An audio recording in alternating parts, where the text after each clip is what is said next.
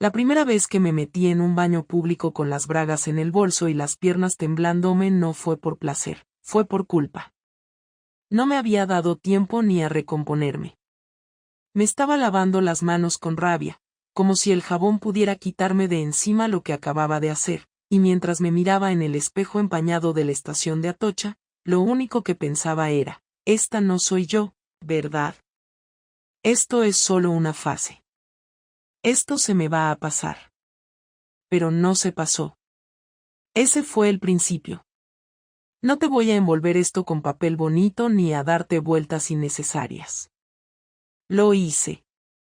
Me acosté con otro hombre mientras estaba casada con Víctor. No fue un accidente ni una caída emocional. Fue una decisión.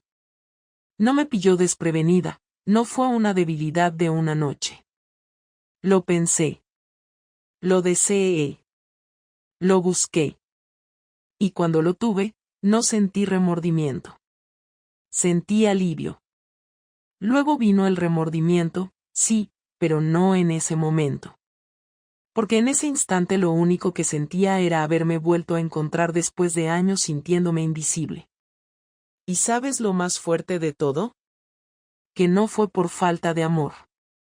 No fue porque Víctor me tratara mal, ni porque yo ya no lo quisiera. Fue porque me cansé de esperar algo que nunca llegaba. Me cansé de quedarme callada. Me cansé de aguantar esa calma matrimonial que te asfixia más que cualquier tormenta. Me convertí en una estatua de mí misma, una mujer decorativa que sonreía en cenas familiares, que organizaba el armario por colores, que respondía mensajes de WhatsApp con emojis y hablaba de hipotecas y reformas como si eso fuera suficiente para sostener una vida.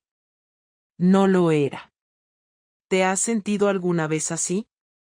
Como si tu existencia estuviera perfectamente estructurada en una agenda, pero tú no estuvieras dentro de esa estructura. Como si todo el mundo supiera qué esperarse de ti, menos tú misma. Pues así me sentía. Y eso es lo que me llevó, en septiembre, a subirme al coche de Marcos, a bajarme las medias en un aparcamiento vacío del centro comercial Plenilunio, y a empezar una historia que iba a dinamitar todo lo que había construido hasta entonces. No conocía a Marcos de antes. No era un ex, ni un amigo, ni un compañero de trabajo. Lo conocí por azar, una de esas coincidencias que en realidad no lo son. Estaba en la cola de la farmacia, discutiendo con una señora que me intentaba colar, cuando él intervino con un comentario sarcástico tan seco como certero. Nos reímos los tres. La señora se calló. Yo salí con mi ibuprofeno y él me alcanzó en la esquina. Me dijo siempre solucionas tus peleas así, y me invitó a un café en el bar de la esquina. No acepté. Pero sí sonreí. Y 2 días después, volví a esa farmacia sin necesitar nada. Por si acaso. El resto fue rápido. Unos mensajes. Unas cervezas. Un par de excusas. Y de repente me descubrí a mí misma teniendo conversaciones que hacía años no tenía. Hablábamos de cosas pequeñas. Tonterías. Pero eran nuestras. Me preguntaba cómo dormía, que me daba rabia, qué música me gustaba cuando tenía 20 años. Y eso bastó para que se me removiera algo. No me sentía viva. Me sentía rescatada. Yo sabía que estaba cruzando una línea. No era tonta. Pero lo que me dolía no era eso. Lo que me dolía era saber que si desaparecía durante 2 horas, Víctor ni lo notaba. Que si volvía más tarde de lo normal, me preguntaba todo bien, sin levantar los ojos del portátil. Que si me iba de casa con un vestido que no me había puesto desde hacía años, ni siquiera decía estás guapa. Y yo necesitaba eso. Lo necesitaba como se necesita aire cuando llevas demasiado tiempo aguantando bajo el agua. Por eso cuando finalmente pasó, no lloré. No hubo una escena de película, ni arrepentimiento en la ducha. Solo hubo un silencio interno, como cuando apagas el móvil después de recibir una llamada que no querías contestar. Me quedé en la cama del hotel mirando el techo mientras él se vestía sin decir mucho, y por un momento me imaginé a mí misma desde fuera, como si fuera otra mujer. Me vi con el pelo desordenado, las medias rotas, las uñas clavadas en la palma. Y pensé, ¿de verdad esta soy yo? Y la respuesta fue tan clara que me asustó. Sí. Esta soy yo. Al menos hoy. Volví a casa a las 20:16. Ni siquiera tuve que inventar una excusa elaborada. Le dije a Víctor que la reunión se había alargado y que luego me fui a cenar con Clara, una compañera del trabajo. Asintió sin más. Me preguntó si había llovido. Le dije que no. Puso el partido del Betis y me ofreció una cerveza. La rechacé. Me duché en silencio. Y cuando me acosté a su lado, noté la distancia entre los dos como si hubiera un muro de cristal. Él dormía con la boca entreabierta. Yo no dormí. Y así comenzó todo. Fue el segundo sábado de octubre cuando todo empezó a torcerse, y ni siquiera fue por algo que hice, sino por lo que no hice. Marcos había insistido en vernos esa tarde, aunque yo ya había dicho que no. Tenía planes con Víctor, supuestamente íbamos a pasar el día en el centro, comer por Lavapiés y después ir a ver una obra de teatro que él mismo había reservado semanas antes, como un intento tímido de reanimar lo que quedaba entre nosotros. Yo no tenía ninguna intención de cancelar esos planes, no por respeto a Víctor, sino porque ya había aprendido que interrumpir mi rutina con Marcos más de una vez por semana empezaba a hacer demasiado ruido en casa. El problema fue que Marcos no estaba acostumbrado a que le dijeran que no. Me insistió por mensaje, por llamada, por audio. Me dijo que lo suyo no era solo sexo. Que no me quería compartir. Que él no era un pasatiempo ni una válvula de escape. Yo no respondí. Apagué el móvil. Me duché. Me maquillé. Y a las 13:22 salimos de casa, Víctor y yo, como si fuéramos una pareja normal, aunque la tensión entre nosotros se notaba en el ritmo con el que caminábamos. Él siempre medio metro por delante, como si tuviéramos prisa pero sin saber hacia dónde. Comimos en un sitio vegetariano que él eligió sin preguntarme. Durante el almuerzo, hablamos de reformas en la cocina, del seguro del coche, de un amigo suyo que se iba a casar en enero. Nada que implicara emociones reales. Yo hice esfuerzo por mantener la atención, asentí cuando tocaba, hice comentarios neutros. Todo parecía estar bajo control.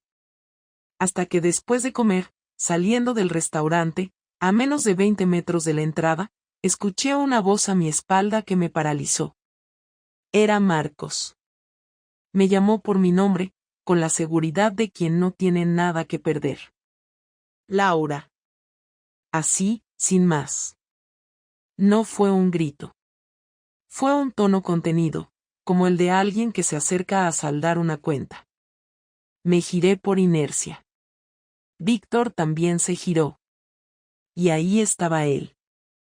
De pie, con las manos en los bolsillos, mirándome con una mezcla de decepción y desafío.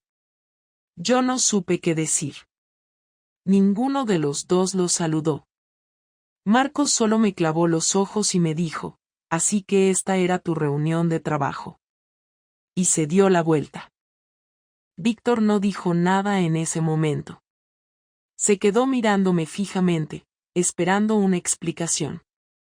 Le dije que no tenía ni idea de quién era ese hombre. Que me habría confundido con otra persona. Que quizás era alguien del trabajo con algún tipo de obsesión rara. Que no sabía por qué me hablaba así. Pero Víctor no era idiota. Me miró en silencio, con esa expresión de cuando estás haciendo un inventario mental de todo lo que no habías querido ver. Seguimos caminando. Él no comentó nada más. Se metió en el metro sin hablar, se sentó en el vagón sin mirarme. Yo no insistí. Me limité a quedarme de pie, observando cómo se le tensaba la mandíbula cada vez que el tren frenaba. Al llegar a casa, dijo que le dolía la cabeza, que no le apetecía ir al teatro. Se metió en el dormitorio y cerró la puerta. Yo me quedé sola en el salón, mirando el vacío. Sabía que había empezado la cuenta atrás. A la mañana siguiente se levantó temprano. No me despertó. Cuando salí de la habitación, él ya estaba duchado, vestido y con las llaves del coche en la mano. Dijo que iba a ver a su madre. Que no sabía cuándo volvería. Y lo dijo mirándome a los ojos. Yo asentí, le pregunté si quería que le preparara algo para llevar. Me dijo que no y se fue. Pasaron 3 días. 3. Sin que me llamara, sin que respondiera mis mensajes, sin que diera señales de vida. Yo intenté mantener la compostura. Fui al trabajo, hice la compra, preparé la cena cada noche por si aparecía. Pero no aparecía. Y el cuarto día, cuando ya empezaba a pensar que me estaba castigando con indiferencia, regresó. Entró por la puerta a las 21:17, sin previo aviso, con una carpeta bajo el brazo y una expresión que no le conocía. Me miró de arriba abajo, dejó las llaves en el cuenco de cerámica junto a la puerta y me dijo, necesitamos hablar. Ahora. Nos sentamos en el salón. Él abrió la carpeta y me enseñó una hoja impresa. Era una captura de pantalla. Una foto. Mía. Con Marcos. En el aparcamiento de Plenilunio, en el coche, medio abrazada a él. No me preguntes cómo la consiguió. Me dijo que se la había enviado a alguien. No quiso decir quién. Lo cierto es que no importaba. Lo tenía delante. Prueba física. Irrefutable. Me miró y dijo, no me expliques. Solo quiero saber desde cuándo. Le respondí la verdad. Desde hacía 2 meses. Él no parpadeó. No gritó. No rompió nada. Solo se quedó en silencio durante varios minutos. Luego dijo, ¿y por qué no me lo dijiste? ¿Por qué no te fuiste simplemente? Le respondí que no era tan fácil. Que no lo hice por querer a otro. Que lo hice por querer recuperarme a mí misma. Que me había sentido vacía, invisible, atrapada. Que necesitaba respirar. Que él ya no me veía. Que llevábamos años sobreviviendo sin tocarnos, sin hablar, sin conectar. Que cuando intentaba acercarme, él siempre tenía sueño, o trabajo, o cansancio. Que yo también me cansé. Que no sabía cómo pedir ayuda sin parecer patética. Y que al final encontré en otro hombre lo que él ya no me daba. No me creyó del todo. Ni me insultó ni me abrazó. Solo se levantó, fue al dormitorio, sacó una maleta del armario y empezó a meter cosas dentro. Yo lo seguí, suplicando que no se fuera, que podíamos hablar, que no todo estaba perdido. Pero él no paró. Guardó ropa, cargador del móvil, el neceser. Cerró la cremallera. Me dijo que no sabía si volvería. Que necesitaba pensar. Y antes de salir por la puerta, se giró y dijo, no soy perfecto. Pero nunca te mentí. Tú sí. Y se fue. Esa noche me quedé sola. Literalmente. No sabía si llorar, gritar, romper cosas. Me senté en el suelo del salón con la carpeta abierta sobre las rodillas, mirando esa foto como si pudiera cambiarla si la miraba lo suficiente. Pero no cambiaba. Era yo. Con él. En un momento que había decidido olvidar, pero que ahora estaba estampado en papel. No había marcha atrás. No había excusas que sirvieran. Lo había hecho. Y él lo sabía. El martes por la noche regresó sin avisar. Yo estaba sentada en la cocina con la luz del extractor encendida, la única encendida, tomando un yogur que ni siquiera tenía ganas de terminar. Cuando escuché la puerta, ni siquiera me levanté, me quedé quieta, paralizada, como si cada segundo desde su partida se hubiera acumulado dentro del pecho y no supiera ahora cómo exhalarlo todo de golpe. Víctor entró, cerró con el pestillo, colgó las llaves en su sitio, y no dijo nada. Caminó hacia el salón, dejó una mochila en el suelo, y luego vino a la cocina. Me miró durante unos segundos sin abrir la boca. Yo tampoco dije nada. No tenía preparado ningún discurso. No existía ninguna frase que fuera suficiente. Me limité a dejar la cucharilla sobre la mesa y esperar que hablara. ¿Está todo exactamente igual desde que me fui?, preguntó con un tono neutro, casi administrativo. Asentí sin mirarlo directamente. Él abrió un armario, sacó un vaso, se sirvió agua, bebió, lo volvió a colocar. Todo con una calma que me ponía más nerviosa que cualquier grito.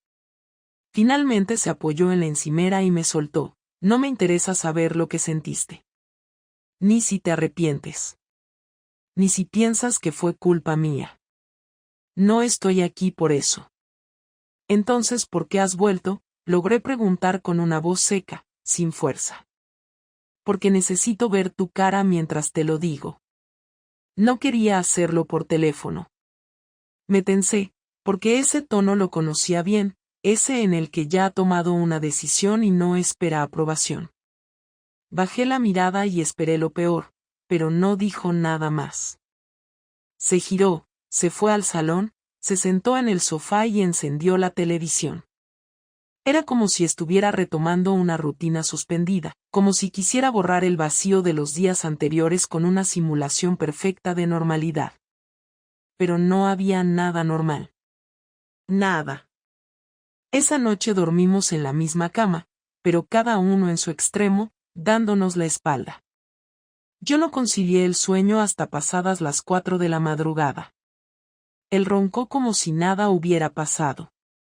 A la mañana siguiente se levantó temprano, preparó café, salió a correr, volvió, se duchó, desayunó.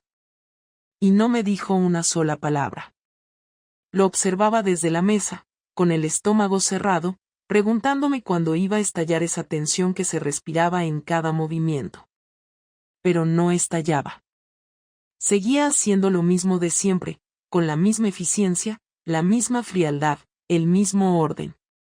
Solo que esta vez, cada gesto tenía un doble filo. A eso de las 7 de la tarde, cuando ya llevábamos 24 horas en esa convivencia forzada sin intercambiar más de 3 frases, entró a la habitación con una carpeta en la mano, la misma de días atrás, y me dijo que me sentara. Lo hice.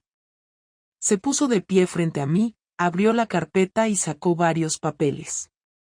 He hablado con un abogado, dijo sin preámbulos. Me mostró un documento. He pedido información sobre el proceso de separación. No significa que lo hayamos iniciado, pero quiero que sepas que estoy preparado para hacerlo. Me quedé en silencio. Él continuó, no estoy aquí porque crea que podemos arreglar esto. Estoy aquí porque necesito entender cómo pasamos de compartir todo a mentirnos así. Si tú me lo puedes explicar, lo agradeceré.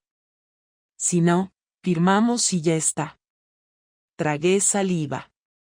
No fue solo por sexo, Víctor. Ya me lo imagino. Fue por sentirte viva, por recuperar tu esencia, por todas esas frases que se dicen cuando uno intenta justificar una traición. Pero dime algo, ¿cuántas veces lo viste? ¿Fueron muchas? ¿Fue siempre con intención de engañarme o alguna vez pensaste parar?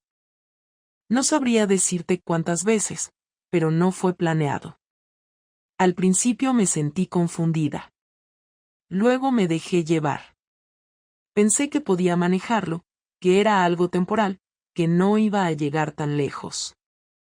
Y sin embargo llegó, respondió sin alterar el tono. ¿Te enamoraste? No. ¿Sigues viéndolo? No. No desde que pasó todo. ¿Y lo extrañas? Esa pregunta me pilló de golpe. No me la había hecho. No en serio. Dudé antes de contestar. No es a él a quien extraño. Era la sensación. El escape. El contraste con lo que vivía aquí. Él asintió.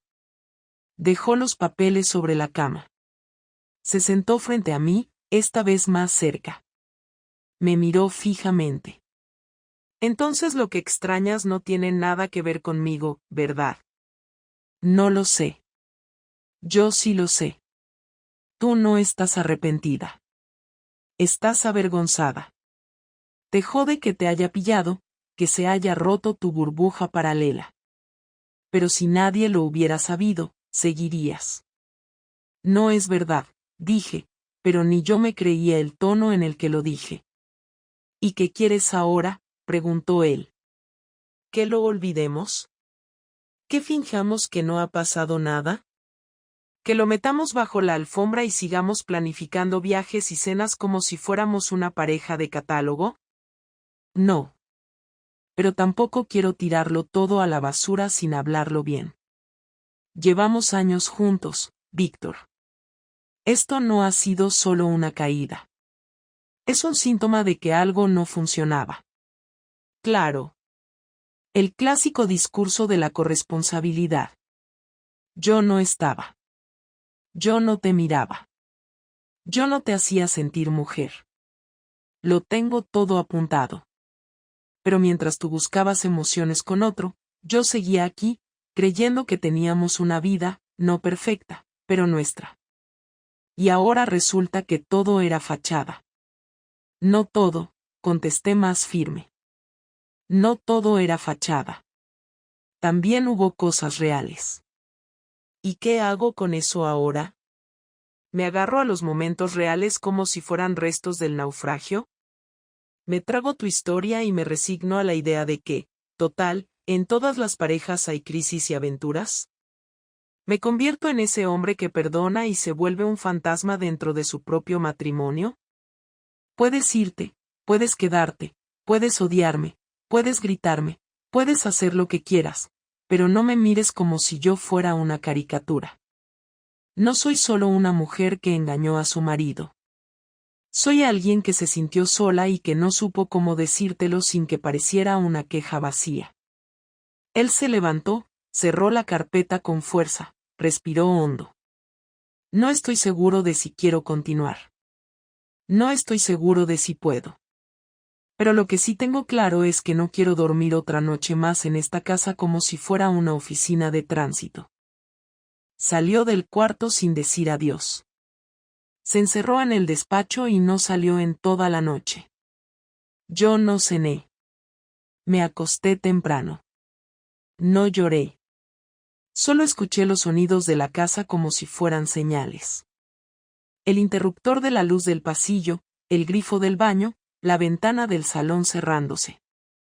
Pequeños gestos que antes formaban parte del fondo y que ahora eran todo lo que me quedaba.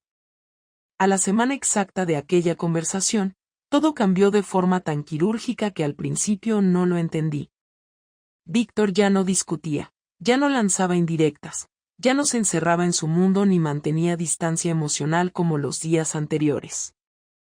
Ahora hablaba con normalidad, hacía café para los dos por la mañana, me preguntaba si necesitaba algo del supermercado, respondía los mensajes con frases completas. Había una tranquilidad sospechosa en su forma de estar. Ya no era la frialdad hiriente de quien no quiere ni mirarte, era otra cosa. Era como si hubiera alcanzado un tipo de aceptación o paz que no cuadraba con la situación. Yo lo observaba en silencio, esperando el siguiente golpe, porque esa calma no era casual, y lo supe de forma visceral, estaba preparando algo. Me acuerdo que el viernes por la noche cenamos juntos en casa, sin televisión, sin móviles, sin interrupciones. Él puso un vino, sirvió 2 copas, cocinó pasta como hacía tiempo no lo hacía. Hasta se permitió hacer un comentario de humor sobre el desastre que era mi cajón de los calcetines. Reí por inercia, pero tenía el cuerpo tenso, como si supiera que estaba en un escenario montado a propósito. No era él. O no el que había sido durante todo ese tiempo. Era otro. Uno que ya no estaba dolido, sino calculando. El domingo por la mañana me desperté sola en la cama. Me levanté, fui al salón y no estaba. Miré el móvil, ningún mensaje. Fui a la cocina, ni rastro. Entonces lo vi, sobre la mesa, una hoja impresa, con una lista de cosas marcadas con tics azules. Encima, sus llaves. Encima de las llaves, su alianza. Al lado, un sobre cerrado con mi nombre. Lo abrí con manos temblorosas. Era una carta breve, directa, escrita a ordenador.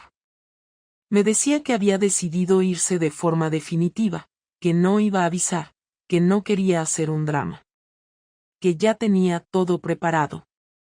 Que no se trataba de castigo ni de venganza emocional. Se trataba de dignidad.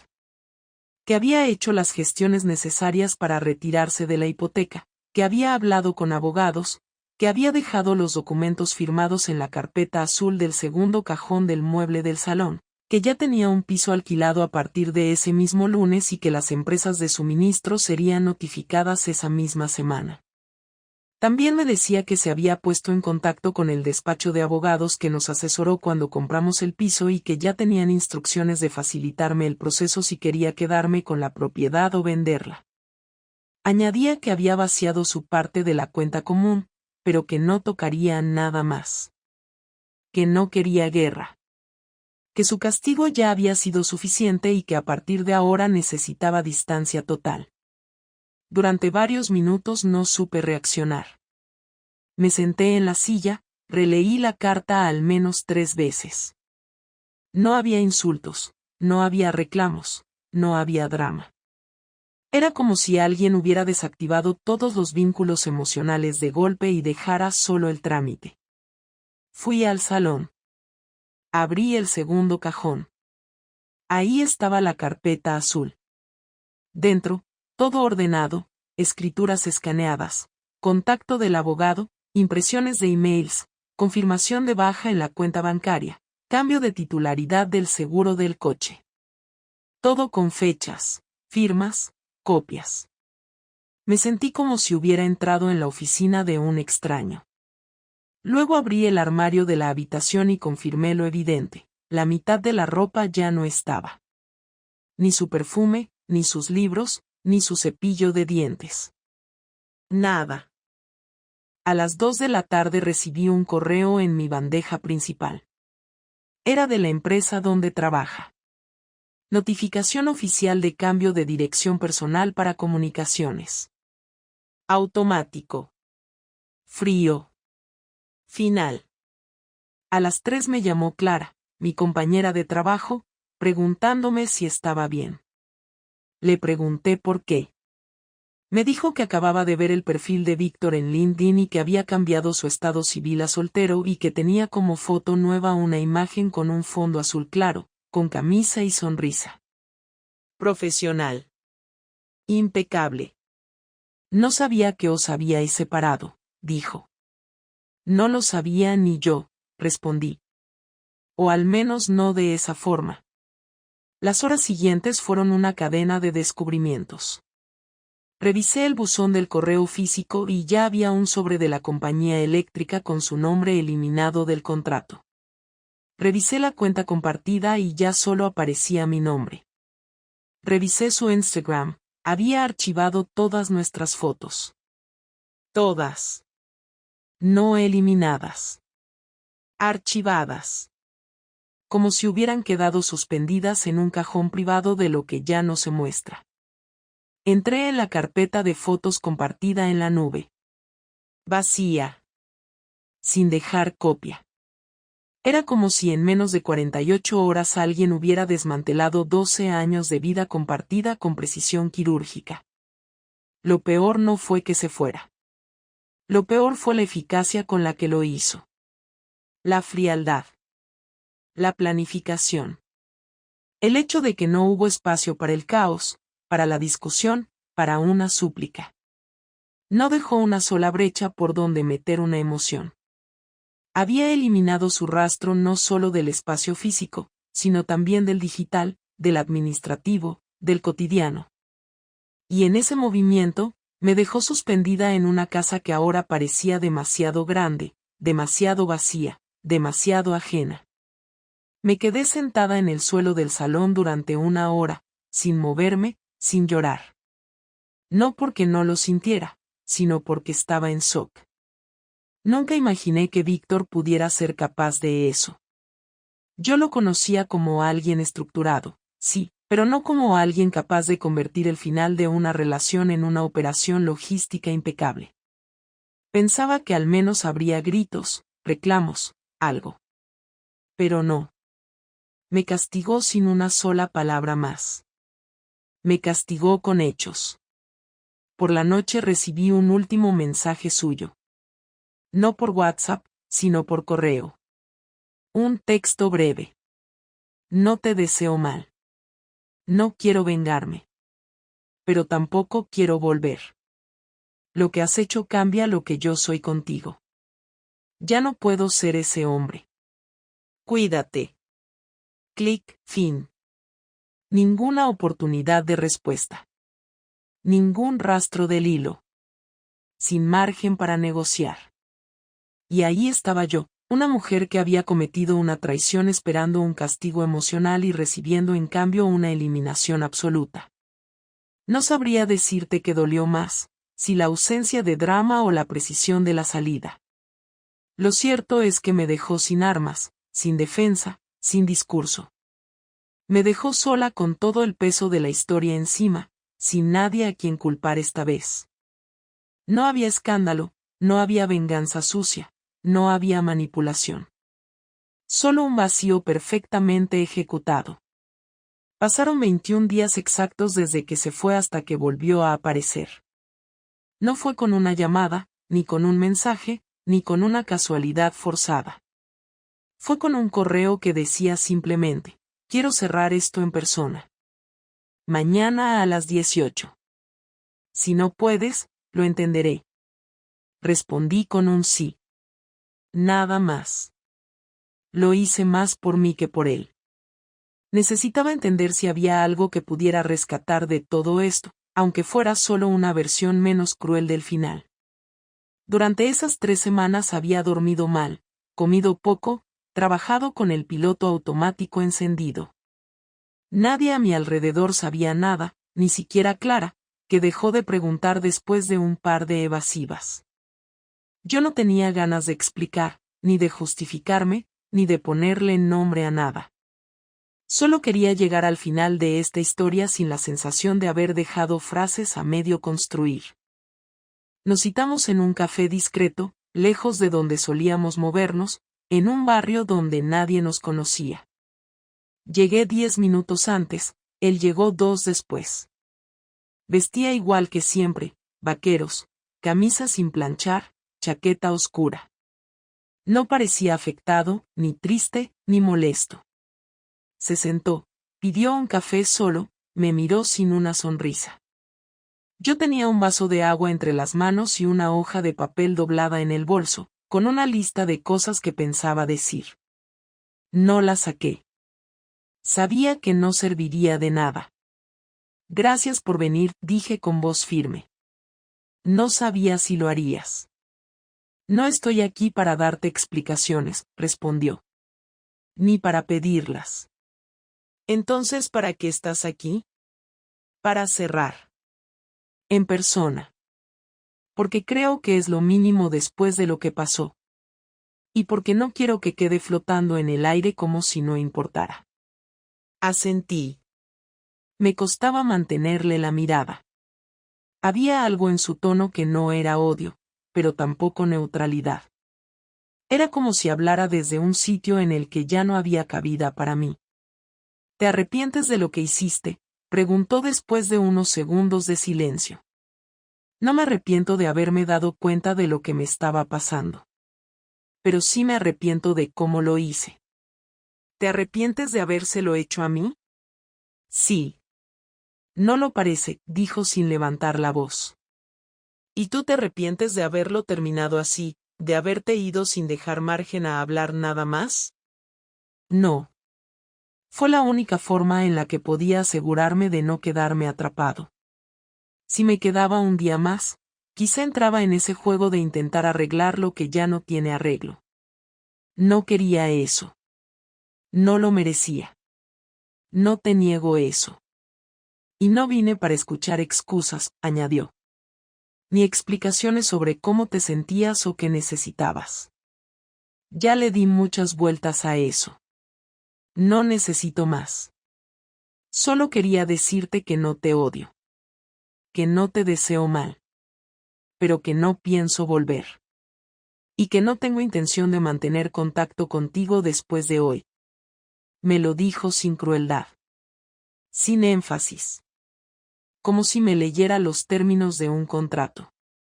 Y eso fue lo que más me dolió.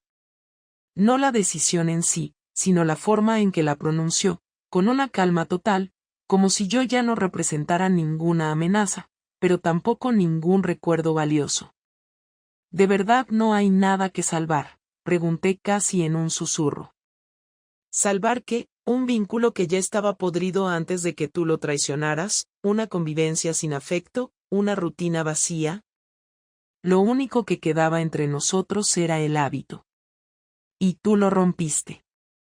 Lo cual me obligó a verlo. Así que si te sirve de algo, te diré esto: gracias. Gracias por hacerlo tan evidente. ¿Y eso es lo único que te queda de todo lo que fuimos? No. También me queda la certeza de que puedo rehacer mi vida sin ti. Y no te lo digo como revancha, sino como dato. Me costó entenderlo, pero ya lo tengo claro. No quiero vivir con dudas. No quiero estar con alguien que es capaz de hacer lo que tú hiciste. No quiero estar con alguien que pudo mentirme a la cara durante semanas y luego llorar porque la abandonaron. Yo no estoy llorando, respondí con la voz seca. No. Pero te hubiera gustado que lo hiciera yo. Y no lo voy a hacer. Entonces este café es solo un acto simbólico. Sí. Es la última página. Nos quedamos unos minutos más en silencio. Él terminó su café. Yo no toqué el mío. Sacó la cartera, dejó dinero en la mesa, se levantó. Me miró por última vez. No vamos a volver a vernos. Lo sabes, ¿verdad? Lo supe. Lo supe desde que me senté. Desde que entró por la puerta. Desde que habló sin un solo rastro de emoción. Lo sé, respondí. Entonces ya está. Cuídate. Víctor. Déjalo así. Y se fue. Caminó con paso firme hasta perderse entre la gente. No miró atrás. No esperó. No dudó. Yo me quedé sentada, sola, con el café frío, la hoja doblada en el bolso y una sensación de vacío tan concreta que ya no era tristeza, era otra cosa. Era final. No un final de película. Un final real. Ese en el que ya no hay más giros, ni más oportunidades, ni más margen de error. Era la escena final de algo que ya había muerto mucho antes de que yo lo matara del todo. Han pasado 6 meses desde la última vez que lo vi. No lo he vuelto a cruzar, ni en la calle, ni en redes, ni en eventos comunes. No ha habido mensajes fuera de lugar, ni reapariciones súbitas, ni llamadas por nostalgia. Todo quedó tal como él lo dijo aquel día en el café, cerrado. Literalmente cerrado. Lo eliminó todo con la misma frialdad con la que se resuelve un trámite. Y aunque al principio pensé que esa indiferencia era una máscara, con el tiempo entendí que no, que realmente había conseguido desconectarse, que no quedaba nada en el que pudiera atarme de nuevo. Supongo que eso me dolió más que el hecho de haberlo perdido. Porque perder a alguien que aún duda de ti es una cosa, pero perder a alguien que ya no siente nada es otra muy distinta. Ahí no hay hueco para reconstrucciones, solo para inventarios. Y el mío es simple: me quedé con el piso, pagué el préstamo de su parte, vendí algunos muebles, regalé otros, Devolví los libros que eran suyos, y saqué de las estanterías todas las fotos donde salíamos juntos. No rompí ninguna. Las metí en una caja de zapatos, las envolví con una cuerda y las bajé al trastero. No las he vuelto a abrir. No tengo intención de hacerlo, al menos no por ahora. La gente a mi alrededor asumió el final con una naturalidad que me sorprendió. Mi madre nunca fue muy cercana a Víctor, así que su única reacción fue preguntarme si necesitaba ayuda para cambiar el contrato del gas. Mis amigas, las pocas con las que mantengo contacto regular, se limitaron a ofrecerme apoyo logístico. Si necesitas un sitio donde pasar unos días, si quieres hablar, si te apetece desconectar un fin de semana. Agradecí cada una de esas ofertas, aunque no acepté ninguna. No porque no lo necesitara, sino porque no quería compartir todavía lo que estaba sintiendo. No me apetecía explicar lo que había hecho ni justificar por qué todo había terminado de esa forma. No sabía cómo ponerlo en palabras sin que sonara peor de lo que ya era. Porque cuando alguien te pregunta qué pasó y tú contestas le fui infiel, ya nadie escucha lo que viene después. Todo lo que digas queda invalidado por esa frase. Y quizás lo merece, no lo discuto, pero no tenía fuerzas para lidiar con eso. Durante los primeros meses, pasé mucho tiempo sin hacer prácticamente nada fuera de lo estrictamente necesario.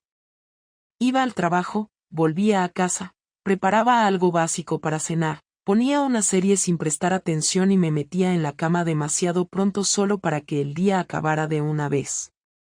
Los fines de semana me parecían huecos. No tenía con quién hacer planes, ni ganas de inventar excusas para no salir. Intenté retomar el contacto con personas que había descuidado durante años, pero no funcionó. La mayoría tenían ya sus propios ritmos, sus propias dinámicas familiares. Yo no encajaba en ninguna parte. Y cuando alguna intentaba incluirme, me sentía más incómoda aún, como si estuvieran haciéndome un favor que no pedí. Un día cualquiera, sin ninguna razón concreta, fui a la peluquería y me corté el pelo. No para sentirme distinta, ni para marcar un antes y un después. Fue por puro impulso. Tenía el turno libre, pasé por delante del escaparate, vi que no había nadie, entré y pedí que me lo dejaran por los hombros.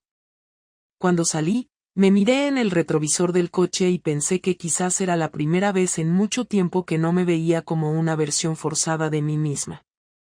No me gusté del todo, pero al menos no me resulté ajena. Y con eso bastó. A partir de ahí empecé a hacer pequeños ajustes. Tiré ropa que no usaba, cambié las cortinas del salón, renové la alfombra del pasillo. Cambios mínimos que no tenían que ver con borrar a Víctor, sino con recuperar un espacio que ya no tenía su olor, su orden, su presencia. En cuanto a Marcos, no lo volví a ver. Ni lo busqué. Bloqueé su número el mismo día que descubrí que su presencia había dejado de ser una válvula de escape y se había convertido en un detonante. Nunca lo odié, pero tampoco lo necesité después de todo. Fue solo un reflejo de algo que me faltaba, y una vez que la consecuencia de ese reflejo fue tan grande, ya no podía tener ningún lugar en mi vida. Él me escribió 2 veces, antes de que lo bloqueara. Mensajes breves, vagos, donde no decían nada concreto. No me pidió explicaciones ni perdón. Solo preguntaba si estaba bien. Respondí al primero con un no me escribas más. El segundo ya no lo leí. Me pareció lo más lógico. En estos 6 meses no he empezado ninguna relación, ni he conocido a nadie. No porque me haya cerrado al mundo, sino porque no quiero compartir mi espacio aún. No quiero hacer de este momento algo transitorio entre un antes y un después. Estoy donde estoy, y me toca estar aquí el tiempo que haga falta. Sin adornarlo. Sin anestesiarlo con ilusiones nuevas. Me levanto cada día un poco más entera, pero también más consciente de lo que destruí. No lo minimizo. No lo exagero. Simplemente lo reconozco. A veces pienso en escribirle una última vez. No para pedirle volver, no para remover nada. Solo para decirle que entendí. Que ahora, con distancia, veo claro lo que no veía antes. Que no fue solo lo que hice, sino cómo lo hice. Que si hubiera tenido el valor de decirle lo que sentía en vez de buscar en otro lado, probablemente el final habría sido el mismo, pero al menos no habría sido con esa carga. Otras veces pienso que eso no tiene sentido, que él ya no necesita ni quiere saber nada más de mí, que cualquier intento de acercamiento sería más egoísta que reparador. Y entonces me freno. Y no escribo. He aprendido que las cosas no siempre terminan con un acto heroico ni con una reconciliación simbólica. A veces simplemente se terminan. Y lo único que queda es sostenerse de pie entre los restos, hacer limpieza, reordenarse y continuar. No voy a decirte que estoy bien, porque no sería cierto. Tampoco estoy mal. Estoy, simplemente, en proceso. Sin respuestas completas. Sin conclusiones. Pero con la certeza de que no quiero volver a fallarme a mí misma como me fallé entonces. Lo último que supe de él fue a través de un conocido común que me lo soltó sin saber que estaba tocando una herida. Me dijo que lo habían visto en una terraza, con una mujer, riendo. Le pregunté si parecía feliz. Me dijo que sí. Me alegré. No lo dije, pero me alegré. Porque si hay algo que al menos puedo sacar de todo esto es saber que, aunque yo rompí algo, él fue capaz de recomponerse. Y quizás algún día yo también.